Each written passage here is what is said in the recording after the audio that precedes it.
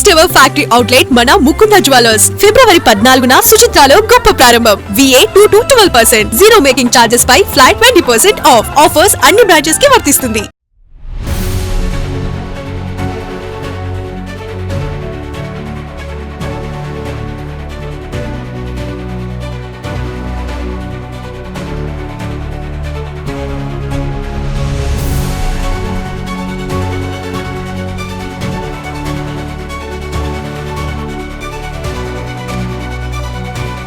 Hi viewers, welcome to ఆదన్ మరోకోణం. నేను మీ ప్రసాద్. జగన్ను నమ్మిన ఆ నలుగురి రాజకీయ జీవితం ముగిసిపోయిందా, ఇక రాజకీయ సన్యాసమేనా? విషయం ఏంటి అంటే, జగన్మోహన్ రెడ్డి గారు ఒక్కసారి ముఖ్యమంత్రి అయ్యారు. అది కూడా 2019లో బంపర్ మెజారిటీతో ముఖ్యమంత్రి అయ్యారు. ఆ తర్వాత ఆ పరిపాలించిన తీరు, మాట్లాడిన విధానం, ప్రధానంగా ఆ ఉపయోగించిన భాష, ఒకరు కాదు ఇద్దరు కాదు, సాక్షాత్తు ముఖ్యమంత్రిగా ఉన్న జగన్మోహన్ రెడ్డి గారితో సహా ఇంట్రికలు పీకలేరు అనే విధానం అనమాట. సో ప్రజలు విసిగి వేసారి చివరికి మొన్న ఎన్నికల్లో ఘోర ఓటమిని వాళ్ళు చవిచూసేలాగా చేశారు. ఇంతవరకు బాగానే ఉంది. ఇప్పుడు వైసీపీలో రాజకీయంగా పుట్టి పెరిగి వాళ్ళు పదవులు అనుభవించి వాళ్ళ రాజకీయ జీవితం ముగిసిపోయిందంటే ఓకే, పర్వాలేదు అనుకోవచ్చు. ఎందుకంటే అది జగన్మోహన్ రెడ్డి గారి వల్లనే వాళ్ళకి అసలు ఆ పదవి వచ్చింది, ఆ తర్వాత పోయింది అని అంటే ఇబ్బంది లేదు. కానీ ఏ సంబంధం లేకుండా ఆల్ ఆఫ్ ఏ సడన్గా జగన్మోహన్ రెడ్డి గారి వల్లే వాళ్ళ రాజకీయ జీవితం ముగిసిపోయింది అనుకోండి, ఇక వాళ్ళ బాధ వర్ణనాతీతం. ఇప్పుడు నేను ఇదంతా ఎందుకు చెప్పుకొస్తున్నానంటే, ఒక నలుగురు ఉన్నారు, బోనస్గా ఇంకొక వ్యక్తి కూడా ఉన్నాడు. వాళ్ళు జగన్మోహన్ రెడ్డి గారిని నమ్మి వాళ్ళని గెలిపించిన పార్టీని వదిలేసి వచ్చి చివరికి అటు ఇటు కాకుండా అయిపోయారనమాట. వాళ్ళేనండి ఏదైతే 2019 ఎన్నికలలో వైసీపీ అధికారంలో ఉన్నా కానీ తెలుగుదేశం పార్టీ తరపున నలుగురు ఎమ్మెల్యేలు గెలిచి వైసీపీ కండువా కప్పుకున్నారు. అందులో ఒకరు సీనియర్ మోస్ట్ రాజకీయ నాయకులైనటువంటి కరణం బలరాం. ఆయన చీరాల నియోజకవర్గం నుంచి టీడీపీ తరపున గెలిచి జగన్మోహన్ రెడ్డి గారికి జై కొట్టారు. అలాగే మద్దాలి గిరి గుంటూరు వెస్ట్ నుంచి ఆయన, అలాగే వాసుపల్లి గణేష్ విశాఖపట్నం నుంచి. ఇక నాలుగో వ్యక్తి తెలుసు కదా, గన్నవరం వల్లభనేని వంశీ. ఈ నలుగురు కాకుండా బోనస్ కింద ఇంకొక వ్యక్తి ఉన్నారు. ఆయనేనండి జనసేన పార్టీ తరఫున గెలిచిన ఏకైక ఎమ్మెల్యే రాపాక వరప్రసాద్.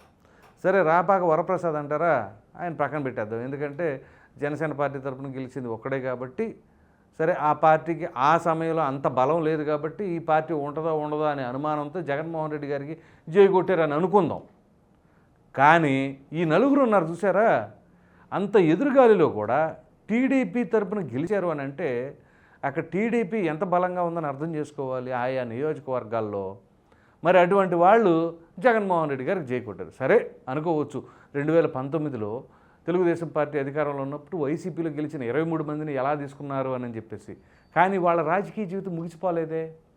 కానీ ఇక్కడ వీళ్ళ రాజకీయ భవిష్యత్తు ఏంటి, ఇక్కడ మనం గమనించవలసిన అంశం అది. సో ప్రధానంగా వల్లభనేని వంశీ ఇందులో తొలి బాధితుడు. సో అఫ్కోర్స్ ఆయన మాట్లాడిన తీరు కావచ్చు, ఇక నియోజకవర్గంలో వ్యవహరించిన విధానం కావచ్చు, ఏమైపోయింది చివరికి ఇప్పుడు జైలు పాలైపోయారు. మరి ఇప్పుడు ఆయన రాజకీయ భవిష్యత్తు ఎలా ఉండబోతుంది అంటే, ఏమాత్రం రాజకీయ పరిజ్ఞానం ఉన్న చిన్నపిల్లవాడిని అడిగినా చెప్తారు. అసలు మామూలుగా వైసీపీ భవిష్యత్తే అంధకారంలో ఉంది, ఏ విధంగా ఉండబోతుందో తెలియదు. ఇక ఆ పార్టీలోనే ప్రధానంగా కొంచెం నోట్లో మాటలు డొల్లటం కావచ్చు, ఇంకోటి కావచ్చు, లేదా అవినీతి అక్రమాలు చేసిన వాళ్ళు కావచ్చు, వాళ్ళ పరిస్థితి ఎలా ఉంటుంది అనేది. ఇక దాని తర్వాత మద్దాలి గిరి కావచ్చు, కరణం బలరాం కావచ్చు, వాసుపల్లి గణేష్ కావచ్చు, వీళ్ళు ఎప్పుడు కూడా పెద్దగా మైక్ ముందుకు వచ్చి మాట్లాడింది లేదు, నోరు పారేసుకున్నది లేదు, సైలెంట్గానే ఉన్నారు. కానీ ఆ ఏదైతే వాళ్ళు పార్టీని వీడి వైసీపీలో జాయిన్ అయ్యారు చూసారా, దానివల్ల చివరికి వాళ్ళ పరిస్థితి ఏంటి అంటే, ఇక రాజకీయంగా వాళ్ళు అసలు ఉన్నారో అసలు ప్రజలందరూ కూడా మర్చిపోయే పరిస్థితిలో ఉన్నారు. మద్దాలగిరి ఎక్కడున్నాడో తెలియదు. కరణం బలరాం, ఇక ఆయన మొన్న ఏం చేశాడంటే వాళ్ళ అబ్బాయిని తీసుకొచ్చి కరణం వెంకటేష్ని పోటీ చేయించారు. సరిగ్గా ఘోర ఓటమిని మూట కట్టుకునే టైంలో ఆయన ఆరంగరేటం చేయించడం. ఈయన ఒకడు, అలాగే పేరుని కిట్టు, పేరుని కృష్ణమూర్తి వాళ్ళ మనవడు, పేరుని కిట్టు, ఆయన పేరు కూడా అదే, పేరు నాని వాళ్ళ అబ్బాయి, ఆయన పెట్టాడు. ఇద్దరు భలే. సో ఇప్పుడు వాళ్ళ రాజకీయ భవిష్యత్తు ఏ విధంగా ఉండబోతుంది? వాసుపల్లి గణేష్ ఎక్కడున్నాడు? తెలియదు. సో అంటే ఒక్కసారి జగన్మోహన్ రెడ్డి గారు సీఎం అయినందుకు వీళ్ళు ఆయన నమ్మి ఏదైతే ఎమ్మెల్యేలు చేసిన పార్టీని కూడా వదిలేసి ఆ పార్టీకి మోసం చేసి వెళ్ళారని చెప్పేసి అంతే కదా టీడీపీ వాళ్ళు కూడా అనేది.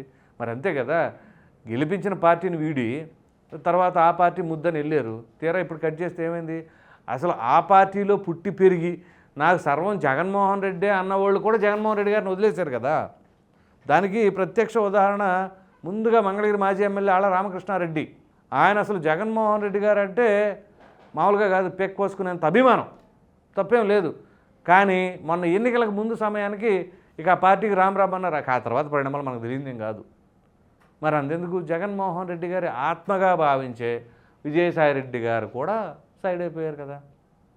ఇలా చాలామంది జగన్మోహన్ రెడ్డి గారిని మరి వీడిపోయారు అని అంటే ఇక తెలుగుదేశం పార్టీ నుంచి వచ్చి వైసీపీలో ఉండి ఏదో అప్పుడున్న మరి వాళ్ళ అధికారంలో ఉన్నారు కాబట్టి వాళ్ళ కోసం వచ్చేసో అయితే వాళ్ళు మళ్ళీ వీళ్ళని ఇబ్బంది పెడతారనో మొత్తానికి వచ్చారు. వచ్చిన తర్వాత ఇప్పుడు ఏమైంది? ఇక రాజకీయ అంధకారం. సో కాబట్టి ఇక్కడ గమనించవలసిన అంశాలు ఏంటి అంటే అదే పార్టీలు అంటిపెట్టుకొని ఉన్న వాళ్ళకి ఏం జరిగింది? మీరు కనుక గమనించినట్లయితే ఆ ఎదురుగాల్లో గెలుపొందిన ఎమ్మెల్యేలో కొంతమంది మంత్రులు అయ్యారు. అందులో అనగానే సత్యప్రసాద్ గారు కావచ్చు, గుట్టిపాటి రవికుమార్ కావచ్చు, అలాగే ఏలూరు సాంబశివరావు, ఆయన కూడా అప్పుడు గెలిచాడు, మొన్న గెలిచాడు. కానీ ఏమైందంటే సామాజిక సమీకరణాలు ఒకే జిల్లా అవడంతో బహుశా ఆయనకి తర్వాత ఏమైనా సరే అవకాశం వస్తుందేమో. సో ఆ విధంగా అంత ఎదురుగాల్లో కూడా గెలిచిన వాళ్ళు నిమ్మల రామానాయుడు గారు కావచ్చు, వాళ్ళందరూ పార్టీని అలాగే అంటిపెట్టుకొని ఉన్నారు కాబట్టి వాళ్ళకి మరలా మంత్రి పదవి వచ్చింది. అఫ్కోర్స్ గంటా శ్రీనివాసరావు గెలిచినా కానీ పార్టీ నుంచి మనం వెళ్దామా ఉందామా అని చెప్పేసి యాక్టివ్గా లేకుండా సైలెంట్గా ఉండి మరలా మొన్న ఎన్నికల సమయం వచ్చేసరికి కొంత ఆ వేవ్ కనపడేసరికి అప్పుడు కొంచెం యాక్టివేట్ అయ్యారు. అప్పుడు దాకా కూడా పెద్దగా లేరు. సో ఆయన పరిస్థితి కొంచెం గోడ మీద ఓటంగా చూసుకునే ప్రయత్నం అయితే చేశారు. ఆ విషయం అందరికీ తెలుసు. సో ఓవరాల్గా ఇక్కడ ఏంటి అంటే జగన్మోహన్ రెడ్డి గారిని నమ్మి ఆ పార్టీ కండువా కప్పుకొని రాజకీయ జీవితం అంతా కూడా ముగిసిపోయేలాగా చేసుకున్నది ప్రధానంగా ఈ నలుగురు ప్లస్ బోనస్గా ఆ రాపాక వరప్రసాద్. ఇక రాపాక వరప్రసాద్ భవిష్యత్ అంటారా, ఇక ఏ పార్టీకి వెళ్ళలేని పరిస్థితి.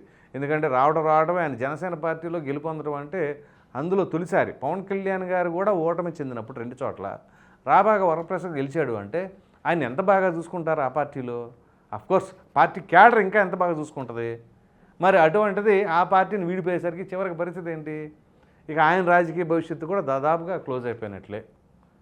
సో ఈ విధంగా ఇక్కడ జగన్మోహన్ రెడ్డి గారు చేసిన ఒక్కసారి పదవీ కాలం 5 ఏళ్లలో మరి మిగతా వాళ్ళు బాధితులు అవటం వేరు, కానీ ఈ నలుగురు ప్లస్ ఒకళ్ళు మాత్రం చాలా దారుణాతి దారుణంగా ఉంది. అక్కడ రాజకీయ కెరీర్ అయితే దాదాపుగా ముగిసిపోయిందని చెప్పేసి అనుకోవాల్సిన పరిస్థితి కనపడుతుంది. అయితే ఇక్కడ కొంతమంది అదృష్టవంతులు ఉన్నారు. వైసీపీలోనే గెలుపొంది ఆఖరి మూమెంట్లో ఆ పార్టీ ఆఖరి మూమెంట్ అని కాదు 2-3 సంవత్సరాల నుంచే స్టార్ట్ అయిందిలేండి. అందులో మొట్టమొదటిగా ఆయనకు వ్యతిరేకంగా గళం ఇప్పింది రఘురామకృష్ణరాజు గారు, ఆ తర్వాత కోటరెడ్డి సీతారెడ్డి గారు, ఆనం రామరాయణ రెడ్డి గారు, మేకపాటి గారు, ఇలా ఒకరి తర్వాత ఒకరు, లాస్ట్లో వేమిరెడ్డి గారు, అలాగే బాలినేని శ్రీనివాసరెడ్డి గారు, అలాగే ఆఖరి క్షణంలో వేమిరెడ్డి ప్రభాకర్ రెడ్డి గారు, మాగొండ శ్రీనివాసులు రెడ్డి గారు. సో వీళ్ళు ఆఖరి క్షణాల్లో అయినా సరే తేరుకున్నారు. ఏదైనా కానీ అప్పుడున్న పరిస్థితుల్లో జగన్మోహన్ రెడ్డి గారితో విభేదించి కావచ్చు, లేకపోతే ఆయన వ్యవహార శైలి నచ్చక కావచ్చు, లాస్ట్లో వచ్చిన వాళ్ళు వేమిరెడ్డి గారును, మాగొండ శ్రీనివాసులు రెడ్డి గారు, లావకృష్ణదేవరాయలు గారు, బాలసౌర్ గారు, వీళ్ళు కానీ దానికంటే ముందుగా మేల్కొని బయటకు వచ్చిన వాళ్ళు మాత్రం బ్రహ్మాండంగా వాళ్ళు అదృష్టవంతులు అయిపోయారు. సో వాళ్ళ రాజకీయం అయితే మాత్రం ఇబ్బంది లేకుండా కొనసాగుతూ ఉంది. సో ఆ విధంగా ఇటు నుంచి వచ్చిన వాళ్ళు అటు, అటు నుంచి ఇచ్చిన వాళ్ళు ఇటు, వాళ్ళ భవిష్యత్తు, వాళ్ళ రాజకీయ పరిస్థితి ఏ విధంగా ఉంది అనేది కళ్ళకు కట్టినట్లుగా ప్రజల ముందు కనపడతా ఉంది. అఫ్కోర్స్ ఇంకొంతమంది ఉన్నారు, ఇప్పుడు కొలుసు పార్థసారథి కావచ్చు, ఇంకొంతమంది ఉన్నారు అనుకోండి. కాకపోతే వాళ్ళు సైలెంట్గానే ఉన్నారు. అఫ్కోర్స్ మంత్రి పదవి వచ్చింది అనుకోండి కొలుసు గారికి. సో ఓవరాల్గా ఇక్కడ కొంతమంది అయితే జాగ్రత్త పడ్డారు, కొంతమంది అయితే ఎదురెళ్ళి మరీ బుక్ అయిపోయారు అనమాట. మరి కొంతమంది అయితే అదృష్టం కొద్దీ ఆఖరి క్షణంలో మారడం, ఇవన్నీ కూడా జరిగింది. సో ఓవరాల్గా చెప్పుకోవాల్సి వస్తే జగన్మోహన్ రెడ్డి గారి వ్యవహార శైలి వల్ల, పరిపాలన తీరు వల్ల మాత్రం చాలామంది ఇక రాజకీయంగా చాప్టర్ క్లోజ్ చేసుకోవడం అయితే కనిపిస్తున్నట్లుగా అనిపిస్తుంది. చూద్దాం మరి ఇక భవిష్యత్తులో ఏమైనా సరే ఉందా, ఇంకెంతమంది రాజకీయంగా ముగిసిపోతారు ఏంటి అనేది. ఈ వీడియో కనుక మీకు నచ్చినట్లే లైక్ చేయండి, షేర్ చేయండి. అదేవిధంగా జగన్మోహన్ రెడ్డి గారిని నమ్మి రాజకీయంగా ఇక క్లోజ్ అయిపోయిన ఆ నలుగురు అని చెప్పేసి ఇప్పుడు మనం ఏదైతే వివరించుకున్నామో దానిపైన మీ విలువైన అభిప్రాయాన్ని కామెంట్ రూపంలో ఖచ్చితంగా తెలియజేయండి. మరిన్ని వీడియోస్ కోసం మన ఆదాన్ ఛానల్ని సబ్స్క్రైబ్ చేయడం మాత్రం మర్చిపోకండి. Thank you.